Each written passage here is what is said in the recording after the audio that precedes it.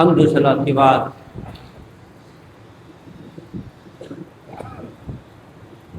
محرم الحرام کی 9 تاریخ ہے، عاشورے کی رات ہے۔ کل 10 محرم الحرام ہے، جو صرف اسلامی تاریخ ہی میں نہیں، کہ تاریخ انسانیت کے اندر اس 10 محرم الحرام کو بڑی اہمیت حاصل۔ تاریخ کے بڑے بڑے اہم ترین واقعات اس 10 محرم الحرام کو رونما ہوئے۔ حضرت نوح علیہ السلام کی کشتی بھی اسی 10 محرم کو جودی پہاڑ پر رکی تھی، اور اسی 10 محرم کو اللہ تبارک و تعالی نے حضرت موسیٰ علیہ السلام کو فرعون کے ظلم سے نجات عطا کی تھی، اور فرعون غرق ہوا تھا۔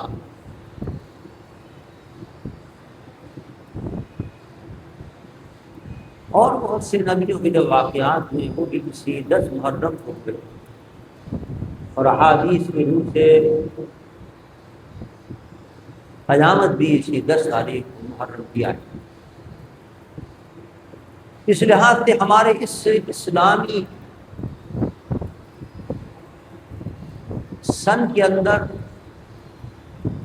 اور ہمارے دین و شریعت کے اندر بھی اس تاریخ کو بڑی اہمیت حاصل ہے، اور اس کے بڑے فضائل آئے ہیں۔ اس میں روزے رکھنے کا بھی بڑا ثواب ہے، کئی حجوں اور عمروں کا اور شہیدوں کا ثواب ملتا ہے۔ اسلامی تاریخ کا جو اہم ترین واقعہ رونما ہوا ہے وہ کربلا کے میدان میں امام عالی مقام امام حسین رضی اللہ تعالی عنہ نے اپنے تمام اہل بیت اطہار کے ہمراہ جامع شہادت نوش فرمایا۔ یہ واقعہ بھی 10 محرم الحرام کو واقعہ معلوم۔ اہل بیت اطہار کی عظمتوں کو ہم کیا بیان کریں، جن کی عظمتوں کو قرآن بیان کر رہا، جن کی شانیں کو رب بیان کر رہا، اور رب کا محبوب اللہ کا آخری نبی اپنی احادیث میں جن کی شانوں کو بیان کر رہا، ان کی عظمتوں کا اور ان کی شانوں کا کون اندازہ کر سکتا ہے۔ ایک حدیث مبارک آپ کے سامنے پیش کرتا ہوں، جس سے اس اہل بیت اطہار کی عظمت اور شان کا پتہ چلتا ہے۔ میرے آقا نے فرمایا کہ دیکھو اپنے پیچھے میں 2 عظیم چیزیں چھوڑ کے جا رہا ہوں، 2 عظیم چیزیں چھوڑ کر جا رہا ہوں، ایک قرآن ہے اور ایک اہل بیت اطہار۔ ان کو پکڑ لینا، تم کبھی گمراہ نہیں ہو۔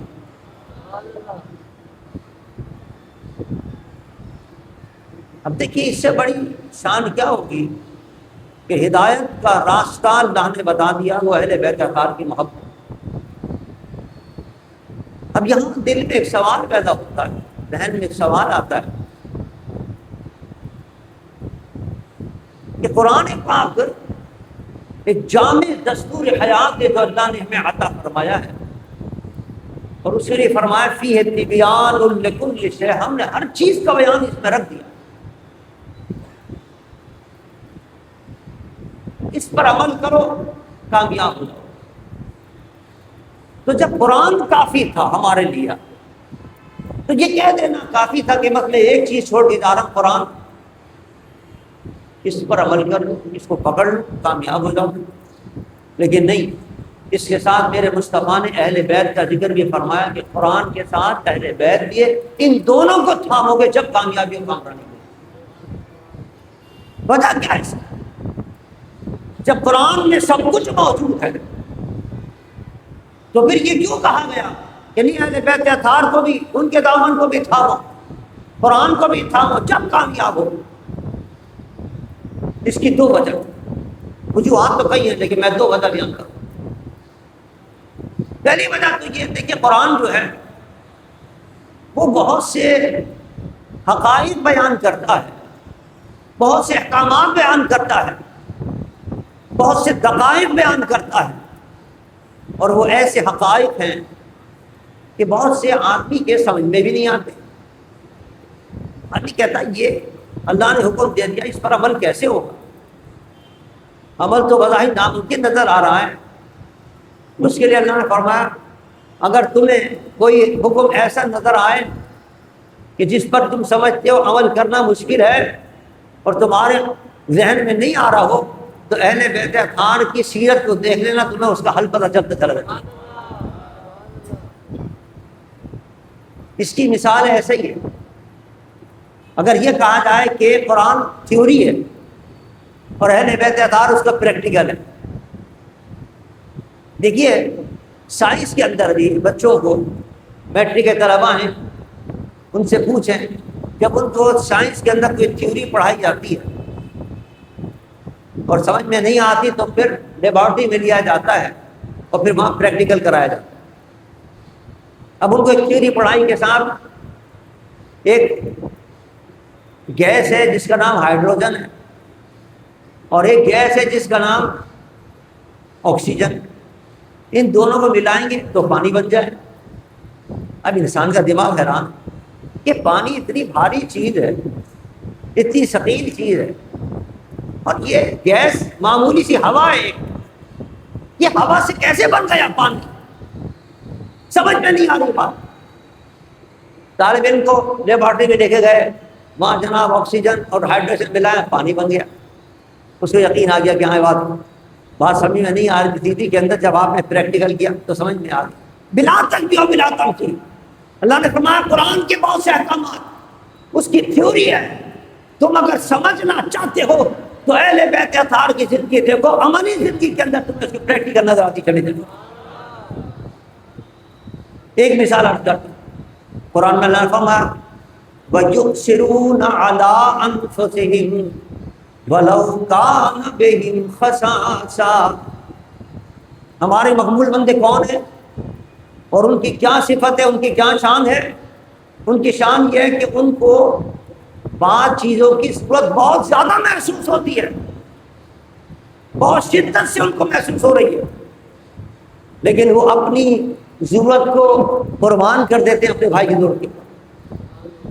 حالانکہ ضرورت ان کو ہوتی ہے لیکن اپنی ضرورت کو پیچھے چھوڑ دیتے ہیں، اپنے بھائی کی ضرورت کو پورا کر دیتے ہیں۔ ہم نے سوچا کہ اگر کوئی شخص بھوکا مر رہا ہے، گھر میں کھانے کو نہیں ہے، اور کوئی اس کے پاس آگے کہے میاں مجھے قرض دے دو، وہ کہے گا میاں میرے پاس کھانے کو نہیں ہے اور تم مجھ سے قرض مانگ رہے ہو، کہیں اور جاؤ۔ اور قرآن کہتا ہے نہیں، میرے محبوب ہوئے ہیں کہ اگر ایسے وقت کے اندر جب کہ ان کو شخص ضرورت ہے، اس وقت بھی وہ اپنی ضرورت کو پیچھے کر دیتے ہیں، اپنے بھائی کی ضرورت کو آگے کر دیتے ہیں۔ اب یہ ہمیں پریکٹیکل ملتی ہے اہل بیت اطہار کی زندگی کے۔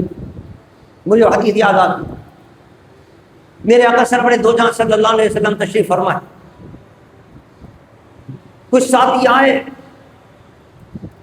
مصلوب الحال تھے، پھٹے پرانے کپڑے تھے، کئی دن کے بھوکے تھے، کھانا نہیں کھایا تھا، پتہ نہیں کتنے دور دراز سے چل کر حضور کی محبت میں آئے تھے، حضور کی زیارت کے لیے آئے تھے۔ حضور نے فرمایا صحابہ کے بھائی کوئی ہے جن کو لے جائیں، کھانا وانا کھلائیں، ان کو کپڑے بڑے پہنائیں۔ ایک صحابی اٹھے، یا رسول اللہ میں ان کو اپنے گھر لے جاتا ہوں، کھانا بھی کھلاتا ہوں، کپڑے پہناتا ہوں۔ گھر میں گئے، گھر میں جا کے بیوی سے پوچھا، بیوی نے کہا گھر میں کوئی بھی نہیں، تو مہمانوں کو لے آؤ، ان کو کہاں سے کھلائیں گے؟ نہ آٹا ہے، نہ دال ہے، نہ کچھ بھی نہیں ہے گھر کے اندر، تو ایک پیسہ بھی نہیں ہے۔ گھر جا، پھر پڑوس میں جاتے ہیں، پڑوس سے مانگتے ہیں، پڑوس سے کہتے ہیں کہ وہ کچھ دے دے تاکہ ان کے کھانے کا انتظام ہو، پینے کا انتظام ہو۔ پڑوس کے اندر حضرت بی بی فاطمہ زہرا رضی اللہ تعالیٰ عنہ کا در اقدس، در فاطمہ پر پہنچ گئے، حضرت فاطمہ زہرا کے دروازے کو کھٹکھٹایا، فرمایا کون ہے؟ کہا حور کے مہمان ہیں، بھوکے ہیں پیاسے ہیں، کئی دنوں کے، مصطفیٰ نے بھیجا ہے ان کو کھانا کھلانا ہے، کچھ کھانا عطا فرما دیں۔ حضرت فاطمہ زہرا فرماتی ہیں یہاں تو علی بھی بھوکے ہیں کئی روز سے، اور حسن و حسن بھی بھوکے ہیں کئی روز سے، گھر میں کھانے کو کچھ نہیں ہے، لیکن اہل بیت اطہار کا یہ طریقہ نہیں ہے، یہ شعار نہیں ہے کہ ان کے در پر کوئی آئے اور خالی جائے۔ میری چادر لے جاؤ اور فلاں یہودی جو بڑا دولت مند اور غنی ہے اس کے پاس یہ گروی رکھ دینا میری چادر، اور اس سے کچھ سامان لے کر آ جاؤ تو کھانا پکا کر ان مہمانوں کی توازی کر دیں گے۔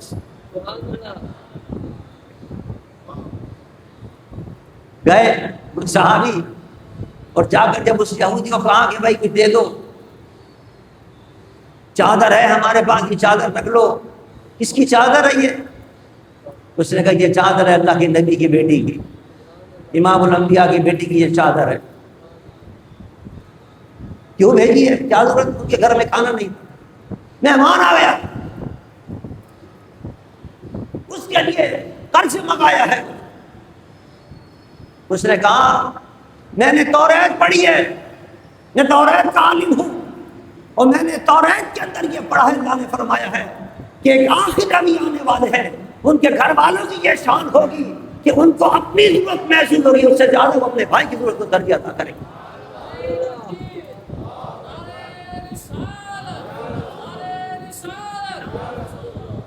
قرآن میں بھی اللہ اس نے ذکر فرماتا ہے، فرمایا محمد رسول اللہ والذین معه اشداء علی الکفار رحماء بینہم تراہم رکعا سجدا یبتغون فضلا من اللہ ورضوانا سیماہم فی وجوہہم من اثر السجود ذالک مثلہم فی التوراۃ ومثلہم فی الانجیل۔ فرمائے میرے بابو کے جو ساتھی ہیں وہ آپس میں رحم دل ہوں گے، مہربانی کیا کریں گے ایک دوسرے کے اوپر، اور ان کا ذکر تو میں نے طرح انجیل میں بھی کیا۔ پھر اللہ نے قرآن کی آیت اہل بیت اطہار کی شان میں نازل فرمائی، وَيُؤْثِرُونَ عَلَىٰ أَنفُسِهِمْ وَلَوْ كَانَ بِهِمْ خَصَاصَةٌ۔ ضرورت ان کو ہوتی ہے لیکن اپنی ضرورت کو بھی پیچھے کر دیتے ہیں، اپنے بھائی کی ضرورت کو ترجیح دیتے ہیں۔ یہ ہیں اللہ کے سچے مقبول۔ عزیزان ایمان، اسی کا مظاہرہ امام علی مقام رضی اللہ تعالیٰ نے کربلا کے میدان میں کیا۔ ایثار کا مظاہرہ اللہ کا بڑا مشکل کام ہے، اور وہ بھی ایسے وقت کے اندر۔ اللہ رات کا وقت ہے، آج شب عاشور ہے، صبح مار کا ہونے والا ہے، مار کے حق و باطل۔ امام علی مقام اپنے کمرے کے اندر چراغوں کو بجھا دیتے اور اپنے ساتھیوں سے، گھر والوں سے، عزیز و اقارب سے فرماتے ہیں کہ دیکھو میں نے چراغ بجھا دیا ہے، یہ میرے دشمن ہیں، مجھے مارنا چاہتے ہیں، مجھے شہید کرنا چاہتے ہیں، تم کیوں خامخواہ اپنی جانیں دے رہے، تم خاموشی کے ساتھ رات کو نکل جاؤ، تمہیں کوئی کچھ نہیں کہا، میں بھی کچھ نہیں کہوں گا۔ میرا بھی مت کہنا کہ میں شاید اعتراض کروں تم پر کہ مجھے چھوڑ کے چلے گئے، نہیں، آرام سے چلے جاؤ، شرم آئے گی تمہیں، میرے سامنے کیسے اٹھو گے؟ چراغ بجھا دیے ہیں تاکہ کوئی یہ محسوس نہ کرے شرم آئے کہ صاحب میرے سامنے اٹھ کے جا رہا ہے، آرام سے چلے جاؤ، مجھے کوئی شکوہ نہیں۔ تھوڑی دیر کے بعد جب چراغ جلایا تو سب بیٹھے رہے۔ اے امام، اس حال کے اندر ہم آپ کو چھوڑ کے جائیں گے؟ قیامت کے دن مصطفیٰ کو کیا منہ دکھائیں گے کہ میرے نوازے پر جب وقت آیا تو چھوڑ کے چلے گئے؟ ایک ایک اپنے جانوں کو آپ کے قدموں پر قربان کریں گے۔ اور کسی نے کہا اگر ہمیں 10,000 مرتبہ بھی چیر دیا جائے ہمارے جسموں کو تب بھی ہم آپ کے ساتھ چھوڑنے کے لیے تیار ہیں۔ کیا جانثار لوگ تھے اور کیا محبت کرنے والے تھے عزیزان ایمان، لیکن ان جانثاروں نے جانثاری کا حق ادا کر دیا، اور امام عالی مقام نے بھی حق ادا کر دیا۔ ایسے موقع پر تو آدمی تلاش کرتا ہے کہ مجھے آدمی مل جائیں، 10 آدمی ہو تو 20 ہو جائیں، 20 ہو تو 40 ہو جائیں، جنگ کا ماحول گرم ہے، کل صبح جنگ ہونے والی ہے، لیکن امام علی مقام سب کو رخصت کر رہے ہیں، ایثار دیکھیے، قربانی دیکھیے۔ ایسے وقت کے اندر فرمایا ان کی جان تو بچ جائے گی، میری جان لے کر اگر وہ ان کی جانیں بچا دیتے ہیں چلو یہ بھی اچھا ہے۔ فرمایا تم چلے جاؤ، کوئی سوال نہیں، کوئی تم پر سوال نہیں۔ اللہ رضا نے مانا۔ یہ جو ایثار کا سبق امام علیہ السلام نے کربلا کے میدان میں دیا، پھر ساتھ کے بھی اسی ایثار کا مظاہرہ فرمایا نہیں آپ کو چھوڑ کر ہم نہیں جا سکتے۔ یہ سبق ہے کہ مشکل وقت کے اندر آدمی کو ساتھ دینا چاہیے۔ اور پھر قرآن پاک میں اللہ نے فرمایا استعینوا بالصبر والصلاۃ، دیکھو جب مشکل آیا کرے تو نماز سے اور صبر سے مدد حاصل کیا کرو۔ استقامت بڑی چیز ہے، استقامت سے مدد حاصل کرو۔ ہم کوئی مشکل آتی گھبرا جاتے ہیں، پریشان، کبھی ادھر بھاگ رہے ہیں کبھی ادھر بھاگ رہے ہیں۔ اللہ نے ایک نسخہ بتایا، مشکل آئے تو صبر سے اور نماز سے مدد حاصل کرو۔ اس کا بھی عملی جامع ہے اور عملی مظاہرہ امام حسین رضی اللہ تعالیٰ نے کربلا میں کر کے امت کو دکھایا۔ چاروں طرف سے تیر برس رہے ہیں، ایک ایک کر کے ساتھی جدا ہو رہا ہے، ایک ایک کی لاش اڑا کر لا رہے ہیں، بھتیجے بھانجے جان کو قربانیاں دے۔ حسن امام حسن شہید تھے، پیارے بھائی تھے، ان کے بیٹے حضرت قاسم آتے اجازت دیتے کہ میں بھی آپ کے قدموں پر اپنی جان قربان کروں، ان کو اجازت دیتے، وہ جام شہادت پہنچ کرتے، امام ان کے بھی لاش کو اٹھا کر لا رہے ہیں، اور محمد جاتے ان کی لاشوں کو اٹھا کر لا رہے ہیں، اپنے جوان بیٹے علی اکبر کی وہ بھی اجازت دے کر جاتے ہیں، ان کی لاش کو اٹھا کر جا رہے ہیں۔ اللہ، آپ اندازہ کریں کوئی ایک ہو، گھر کا گھر سپرد خدا کر دیا، گھر کا گھر اللہ کی راہ میں قربان کر رہے ہیں، لیکن استقامت کے پہاڑ، صبر کا پہاڑ ہے، رضا کا پہاڑ ہے، اس حال کے اندر بھی زبان پر کوئی شکوہ نہیں آتا۔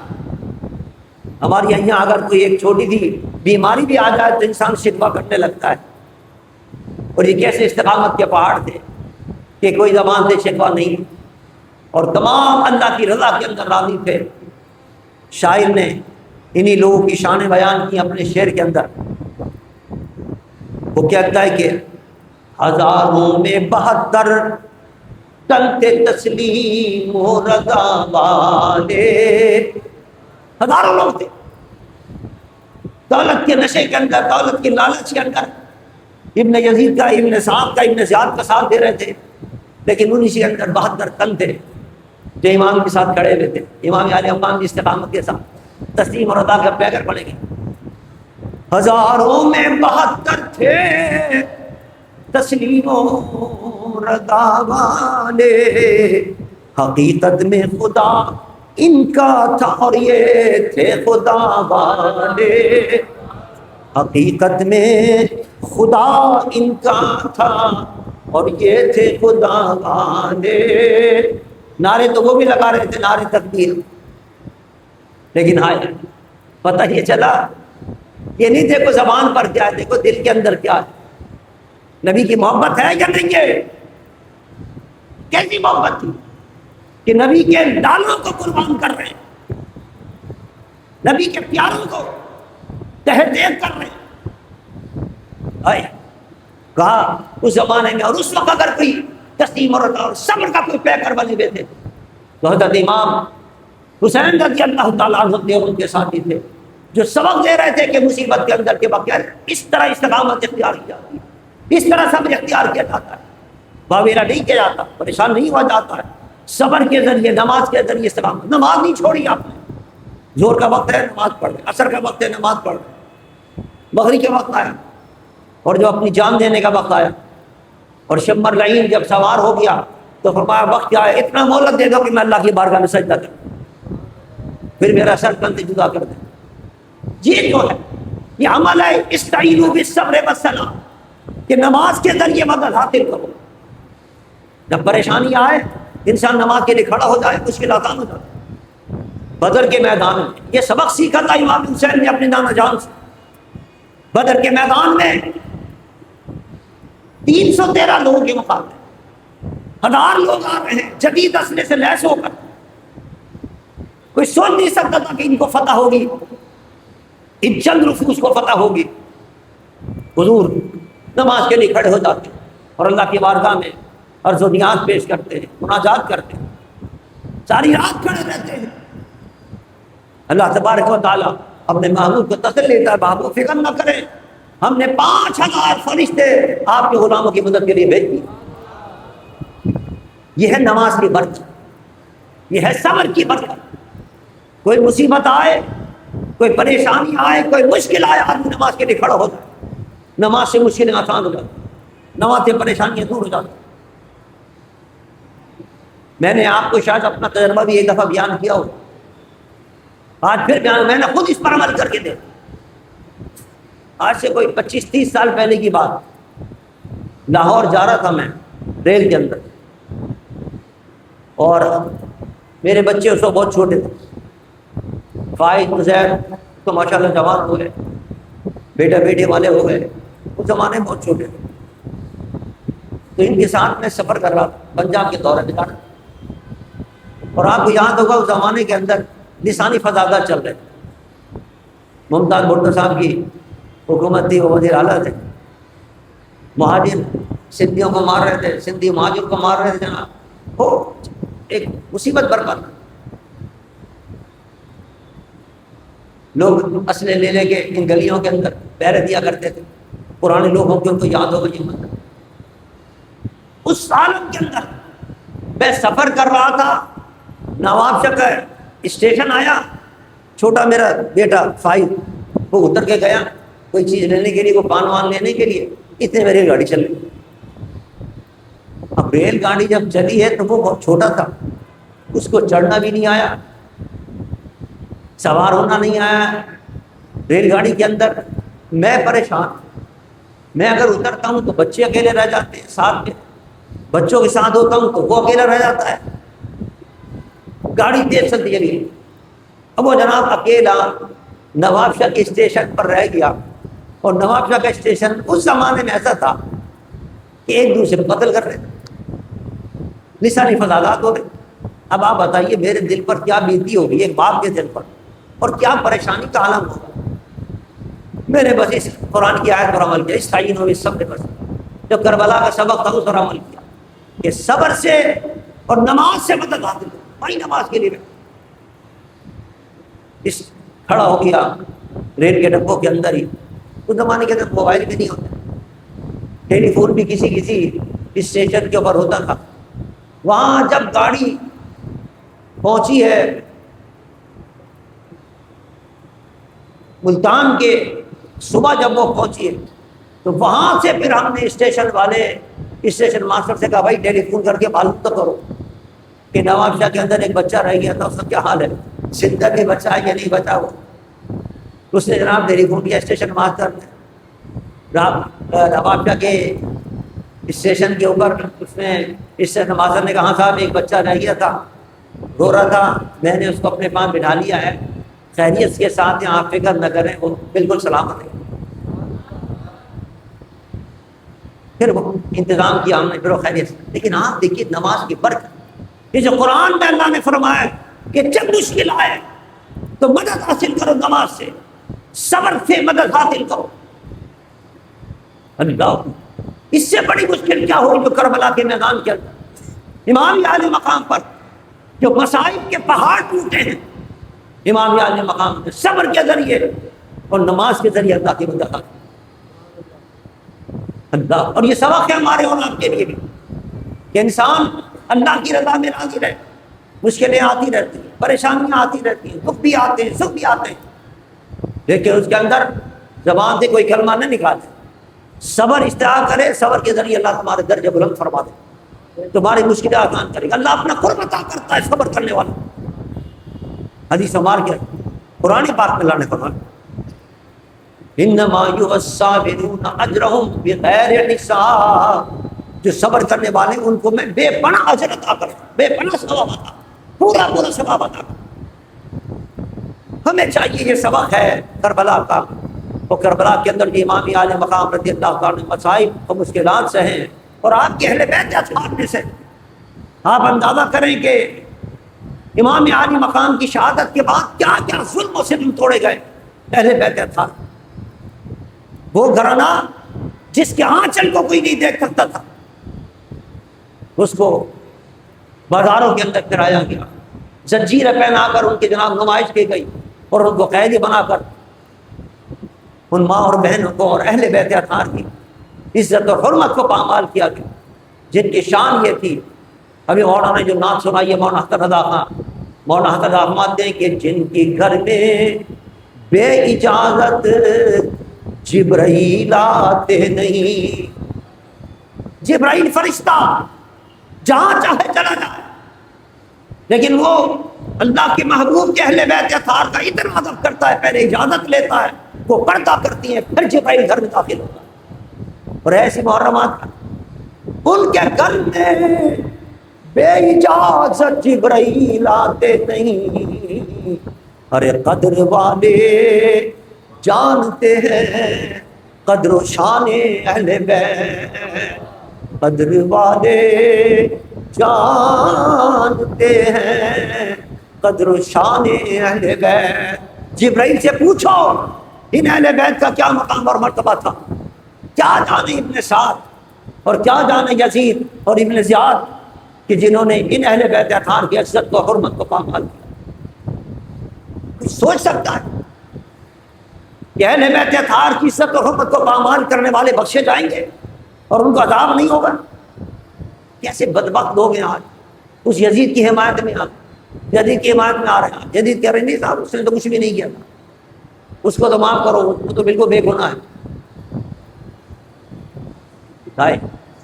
اہل بیت سے محبت کرنے والا کبھی یہ سوچ بھی نہیں سکتا کہ ان ظالموں کے لیے اسلام کا تصور بھی کوئی کرے جنہوں نے اہل بیت اطہار پر اس طرح کے ظلم کے پہاڑ کو۔ جس وقت یزید کے دربار کے اندر حضرت امام حسین کا سر اقدس آیا، وہ اپنی چھڑی سے امام کے سر اقدس کو لگا رہا تھا، مار رہا تھا۔ ایک صحابی بیٹھے ہوئے تھے ابو برزہ اسلمی رضی اللہ تعالیٰ عنہ، فرمایا کیا کر رہا ہے یزید، ہٹا اپنی چھڑی کو، یہ وہ چہرہ ہے اور یہ وہ منہ ہے اور یہ وہ لب ہے کہ جس پر میں نے مصطفیٰ کو بوسہ دیتے ہوئے دیکھا، اور تجھے غیر کا نہیں آ رہی؟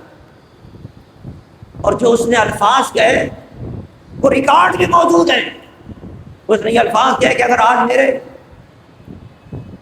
آبا اجداد زندہ ہوتے تو میں ان کو دکھاتا کہ میں نے اپنے آبا اجداد کو بدر کے اندر جن کے ساتھ سلوک کیا ہے نبی کے صحابہ نے، میں نے ان کا بدلہ کیسے لے لیا ہے۔ معاذ اللہ سبحانہ، یعنی ابو جہل اور ابو لہب اس کو اپنے آبا اجداد کہہ کے اس پہ فخر کر رہا ہے، اور ان کی موت کا کہہ رہا ہے میں نے بدلہ لیا ہے۔ یہ ایسا فاسق و فاجر، ایسا بدبخت انسان جو اس قسم کی باتیں کرے، اور اسی لیے کہا جائے کہ نہیں صاحب وہ تو کوئی مجرم ہی نہیں ہے، وہ تو بڑی محبت کرتا تھا۔ اگر وہ محبت کرتا تھا، اگر وہ اہل بیت اطہار کیا واقعی صحیح معنوں میں عزت اور محبت کرنے والا تھا، تو دکھاؤ کسی تاریخ کے اندر آیا ہے کہ اس نے ابن سعد کو برطرف کر دیا؟ ابن سعد جس کے ہاتھ لہو لہان ہیں اہل بیت اطہار کے خون کے اندر، کیا اس کو سزا دی اس نے؟ ایک عام آدمی کو بھی اگر قتل کرے اس کے بدلے میں قتل کیا جاتا ہے، کیا ابن سعد سے اس نے قصاص کا بدلہ لیا؟ قصاص لیا اس سے؟ اس کے بدلے میں ابن سعد کو پھانسی پہ چڑھایا؟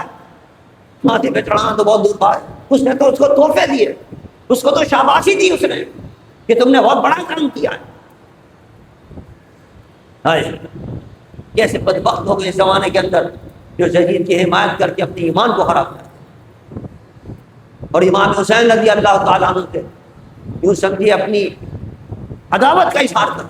امام حسین سے جو محبت کرنے والا ہے، جو اہل بیت اطہار سے محبت کرنے والا ہے، وہ کبھی بھی یزید کی حمایت نہیں کرے، جس نے اپنے دربار کے اندر رسوا کیا اہل بیت اطہار کو۔ یہ کہاں جائیں گے واقعات کہ دمشق کے اندر اس نے امام عالی مقام کے سر کو پھرایا ہے دمشق کے بازاروں کے اندر، وہ تو اس کے حکم سے ہوا۔ دمشق کے بازاروں کے اندر اہل بیت اطہار کی محرمات کو اس نے بیڑیاں پہنا کر اور جناب گلی اور کوچوں کے اندر اس نے پھرایا اس کو۔ یہ بھی کوئی گناہ نہیں ہے، یہ بھی اس کا کوئی جرم نہیں ہے۔ اللہ تعالیٰ ہدایت دے ہمارے ان لوگوں کو کہ جو یزید کی حمایت کر کے اپنی عاقبت خراب کرے۔ مسلمان صحیح معنی میں وہ ہے جو اہل بیت اطہار سے محبت رکھے، اور اہل اطہار سے محبت کا تقاضا یہ ہے کہ اہل اطہار پر جنہوں نے ظلم اٹھایا تھا کربلا کے میدان میں، ان سے عداوت رکھے، ان سے نفرت رکھے۔ ان سے نفرت رکھنا یہ دلیل اس بات ہے کہ ہمیں صحیح معنی میں امام عالی مقام سے محبت، ہمیں اہل بیت اطہار سے محبت۔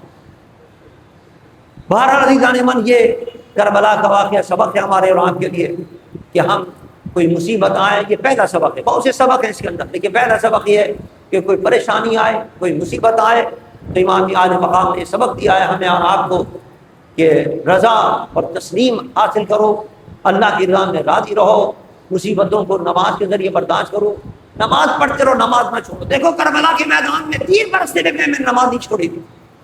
ہمارا عالم کیا ہے کہ ہم گھروں میں آرام سے بیٹھے رہتے، کوئی تکلیف نہیں ہے، کوئی پریشانی نہیں ہے، کوئی دکھ نہیں ہے، کوئی بیماری نہیں ہے، پھر بھی نماز چھوڑ رہے ہیں، پھر بھی نماز نہیں پڑھ۔ اور امام کے اہل بیت اطہار کربلا کے میدان میں برستے ہوئے تیروں کے اندر بھی نماز نہیں چھوڑ رہے۔ یہ سبق ہے کربلا کا، ہمیں چاہیے کہ ہم خود بھی نماز پابندی سے ادا کریں، اپنے بچوں کو بھی نماز کا عادی بنائیں۔ کل کا بڑا اہم دن ہے، حدیث مبارک کے اندر آتا ہے کہ جو اس دن اپنے اہل و عیال پر رزق کی فراخی کرے گا، رزق بانٹے گا، رزق دے گا، تو اللہ تعالیٰ سارے سال اس کے رزق میں برکتیں عطا فرمائے گا۔ جو کل کا روزہ رکھے گا اللہ تعالیٰ اس کو بھی کئی حجوں کا، کئی عمروں کا، کئی شہیدوں کا ثواب اللہ تعالیٰ عطا فرمائے۔ آج کا روزہ بھی رکھنا چاہیے تھا، جنہوں نے نہیں رکھا چلو کم سے کم کل کا روزہ تو ضرور رکھیں۔ اس کے علاوہ امام عالی مقام کی بارگاہ کے اندر پڑھ کے کچھ ثواب پہنچائیں۔ یہ رات بھی بڑی اہم رات ہے، اس میں کچھ پڑھ کر امام عالی مقام کی بارگاہ میں اس کا ثواب پہنچائیں، نمازیں پڑھ کے ثواب پہنچائیں، روزہ رکھ کے ثواب پہنچائیں، قرآن پاک کی تلاوت کر کے ثواب پہنچائیں، درود شریف پڑھ کے ثواب پہنچائیں، کوئی کھانا پھل فروٹ یا کیا نام ہے کوئی مٹھائی وغیرہ اس کو تقسیم کر کے اس کا ثواب پہنچائیں۔ ان کو کوئی کمی نہیں ہے، وہ تو جنت کے جوانوں کے سردار ہیں، جنت کے پھل اور فروٹ ان کے لیے ہیں۔ ہمارے پھلوں کی کیا حیثیت ہے؟ ہم تو اس لیے بھیج رہے ہیں کہ جب وہ تحفہ حضرت امام عالی مقام کی بارگاہ میں جائے گا، ان کی نگاہ کرم ہم پر ہوگی تو دین اور دنیا میں بیڑا پار ہوگا۔ نماز ایک بڑی اہم نماز آئی ہے روایتوں کے اندر۔ حضرت شبلی بہت بڑے ولی کامل جو ہیں حضرت غوث پاک کے مرشدوں میں ہیں، یعنی ان کا اندازہ کیجئے شبلی کا کیا مقام ہوگا جو غوث پاک رضی اللہ تعالیٰ عنہ کے مرشدوں کے اندر ہیں۔ وہ فرماتے ہیں کہ میں نے ایک دن حضرت امام حسین رضی اللہ تعالیٰ عنہ کو خواب میں دیکھا، تو امام حسین رضی اللہ تعالیٰ عنہ نے مجھے دیکھ کر اپنا منہ پھیر لیا۔ اب اتنا بڑا ولی اپنے وقت کا امام، وہ تو پریشان ہو گئے کہ امام کیا مجھ سے ناراض ہے جو مجھے دیکھ کر منہ پھیر لیا؟ ہاتھ جوڑ کر کھڑے ہو گئے حضور شبلی امام حسین کی بارگاہ میں، حضور مجھ سے کون سی غلطی ہوئی ہے جو آپ نے مجھ سے اپنا چہرہ انور پھیر لیا ہے؟ کون سی مجھ سے خطا سرزد ہوئی؟ آپ نے فرمایا نہیں، تم سے غلطی سرزد نہیں ہوئی، تم ایک نماز کا ثواب ہمیں ایسا پہنچاتے ہو، اتنا بڑا ثواب، اتنا بڑا ثواب ہے کہ ہمیں جب تک ہم اس کا بدلہ تمہیں قیامت کے دن نہیں دے دیں گے تمہارا سامنا نہیں کر سکتے۔ ہمیں شرم آتی کہ ہم تمہارا سامنا کریں اور بدلہ ہم نے ابھی تک تمہیں اس کا نہیں دیا۔ لوگوں نے پوچھا ہے شبلی وہ کون سی نمازیں تم پڑھتے ہو؟ وہ کہتے ہیں جب بھی محرم کا مہینہ آتا ہے تو 1 محرم سے لے کر 10 محرم تک میں روزانہ رات کو 4 رکعت نماز پڑھتا ہوں، 4 رکعت نماز پڑھتا ہوں، اور ہر رکعت کے اندر الحمد شریف کے اندر 15 مرتبہ قل هو اللہ شریف پڑھتا ہوں، سورہ اخلاص ہر رکعت۔ پہلی رکعت میں بھی الحمد کے بعد قل هو اللہ 15 مرتبہ، دوسرے بھی 15 مرتبہ، پھر سلام پھیر کے پھر 2 رکعت پڑھتا ہوں، اس میں بھی الحمد کے بعد 15 مرتبہ قل هو اللہ پھر پڑھتا ہوں، اور ان 4 رکعت کا ثواب امام حسین کی بارگاہ میں پیش کرتا ہوں۔ امام حسین خوش ہو جاتے ہیں۔ کون سا مشکل کام؟